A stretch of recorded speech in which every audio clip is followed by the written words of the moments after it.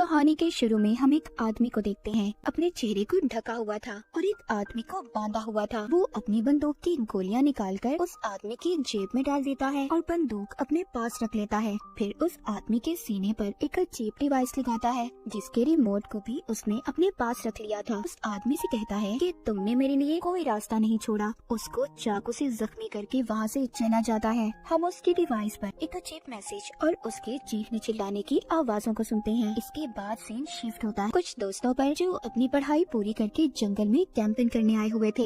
यहाँ पर सब दोस्तों में कैटो जो सबसे ज्यादा बिगड़ा हुआ था। वहीं कैटो का दोस्त जो उसके उल्ट था, बिल्कुल सीधा, पर उसकी दोस्त ऐसी थी जो बेचारे पर हमेशा शक करती रहती थी कि उसका चक्कर किसी और लड़की के साथ है। हम यहाँ पर उनकी बातों में सबकी गहरी दोस्ती देखते हैं। इनके ग्रुप में एरिन थी जो सबसे ज्यादा मासूम थी और सबसे अलग रहा करती थी। जब एरिन बाथरूम के लिए झाड़ियों में जाती है, वही आदमी जो हमने कहानी के शुरू में देखा था वो एरिन को बेहोश कर देता है। जब एरिन को होश आता है, उसके साथ साथ सभी दोस्त एक अजीब सी जैकेट के साथ उठते हैं क्योंकि सबने अब जैकेट पहनी हुई थी और उस जैकेट पर एक टाइमर लगा हुआ था। करीब ही जब वो गैस सिलेंडर को देखते हैं तब इन्हें समझ आता है कि किसी ने इनको गैस से बेहोश कर दिया था और इनका यहाँ पर एक दोस्त भी गायब था। जब वो आदमी इनके सामने आता है तो इन्हें पता चलता है कि वो इनके स्कूल के साइंस टीचर थे और साथ ही साथ एरिन के दोस्त के डैड भी जो अब मर चुका था। वो बताते हैं कि जब मेरे बेटे की मौत हुई तो उनकी बीवी ने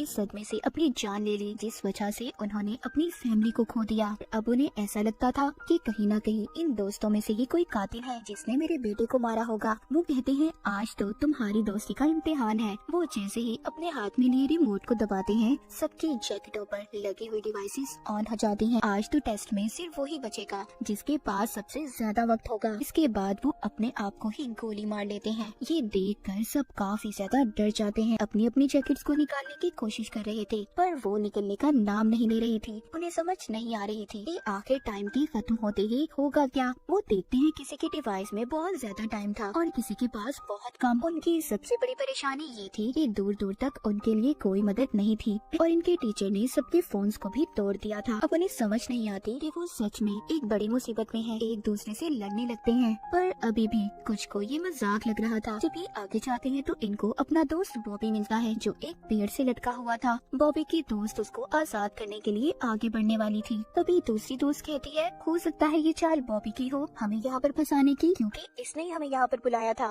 ये जरूर उस टीचर के साथ मिला हुआ है। ये सब सुनकर कुछ दोस्त बॉबी को छुड़ाने के हक में नहीं थे पर बॉबी उनसे बार बार कह रहा था कि प्लीज मेरी मदद करो। वो कहता है मैंने तुम सबसे अपनी एक बड़ी बीमारी को छुपाया था जो उस टीचर को पता चल गई थी। वो मुझको ब्लैकमेल करते थे, मेरे पास कोई और रास्ता नहीं था, इसलिए मैं तुम सबको यहाँ पर लाया। पर मुझे उनके इस प्लान के बारे में कुछ पता नहीं था कि वो हमें यहाँ पर कैसे फंसाएंगे। पर मैं तुम सबको इस डिवाइस के बारे में भी बताने के लिए तैयार हूँ अगर तुम मुझे खोल दो। अब उसकी दोस्त उस पर तरस खाकर उसे छुड़वा देते हैं। बॉबी आजाद होते ही सब पर चाकू से हमला कर देता है पर वो किसी को मार नहीं पाता और देखते ही देखते उसके डिवाइस में टाइम खत्म हो जाता है। सबके सामने वो ब्लास्ट हो गया था, फट जाता है, उसके जिस्म के टुकड़े टुकड़े हो जाते हैं। ये देखकर सब अपने अपने दोस्तों को लेकर भागते हैं। टीबर कैटो का दोस्त था जिसकी दोस्त उस पर अब भी शक कर रही थी। वो उसके साथ जाने से भी मना कर देती है। कैटो का दोस्त अकेला ही कैंप में वापस आता है। वो उस टीचर की बंदूक को भी अपने पास रख लेता है ये सोचकर कि शायद ही उसके काम आ जाए। इसके बाद हम एक और दोस्त को देखते हैं जो काफी ज्यादा घबराया हुआ था क्योंकि उसका टाइम अब खत्म हो चुका था। वो अपनी दोस्त से कहता है प्लीज मुझसे दूर रहो, कुछ देर बाद मैं भी मरने वाला हूँ।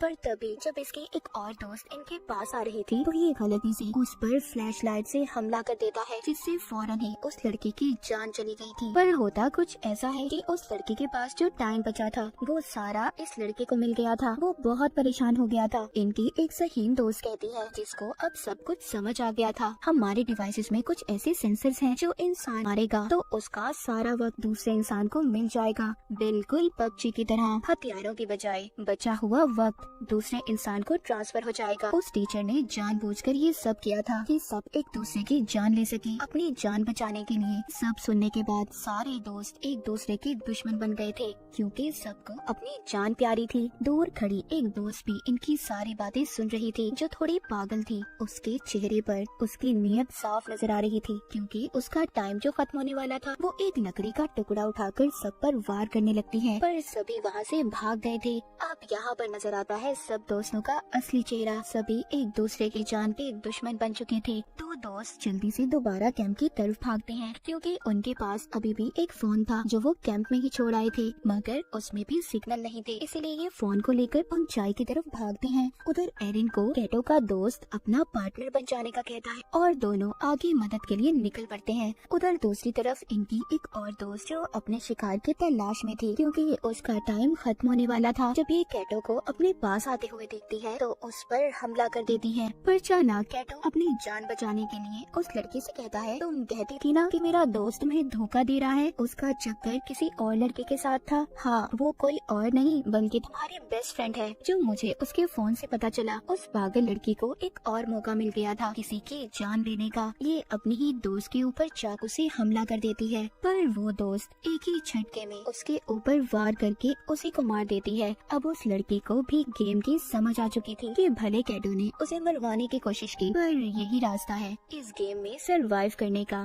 जिंदा रहने का। वो कैटो के साथ मिलकर टीम बना लेती है और दोनों सबका शिकार करने का प्लान बनाते हैं। उधर दूसरी तरफ जिन दोस्तों को फोन मिला था, अब वो लड़की अपने डैड को फोन करती है जो पुलिस ऑफिसर थे, पर उसकी कॉल नहीं लग रही थी। अब उसको शक होने लगा था कि कहीं उसके डैड भी किसी मुसीबत में ना हो। जब वो जीपीएस से लोकेशन पता करते हैं तो उससे पता चलता है कि उनके डैड कहीं आसपास ही थे। उधर दूसरी तरफ एरिन और उसके दोस्त को चलते हुए टीचर का वही शिकार मिलता है जो हमने कहानी के शुरू में देखा था, जिस आदमी को बांधकर उसने रखा हुआ था। ये आदमी कोई और नहीं बल्कि उस लड़की के डैड थे जो अपने डैड को कॉल कर रही थी। साइंस टीचर ये सब इनके साथ इसलिए कर रहा था, उसको अब भी ऐसा लगता था कि उसका बेटा किसी नशे से नहीं मरा बल्कि उसे जानबूझकर मारा गया है, और ये सब इन दोस्तों की पार्टी में हुआ था। उस लड़की के डैड को इसलिए मारा क्योंकि बिना छानबीन किए उन्होंने उसके बेटे के केस को बंद कर दिया था। यानी कि सच ये था कि इन्हीं के बीच में कोई कातिल है। उधर ही एरिन के दोस्त को बुलेट्स गोलियां भी मिलती हैं, जिसको उठाकर ये अपने पास रख लेता है। इनकी दोस्त के डैड मरने ही वाले थे, तभी एरिन का दोस्त बंदूक में गोलियां डालकर उन्हें मार देता है। एरिन को यकीन नहीं हो रहा था कि उसका दोस्त इतना बेदर्द हो सकता है। वो उसको समझाता है कि सब मैंने तुम्हारे लिए किया क्योंकि वो ज्यादा देर जिंदा नहीं रहते,